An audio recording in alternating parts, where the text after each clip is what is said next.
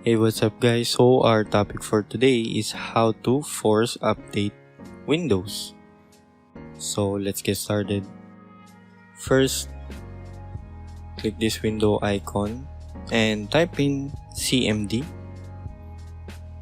Right click, run as administrator.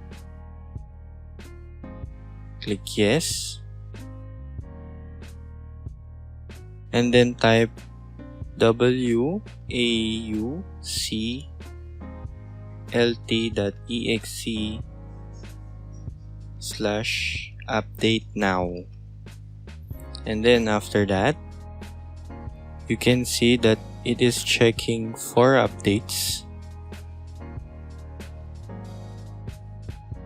So it's now downloading. So I'll just skip this for a while. And that's it. I hope it helps you a lot.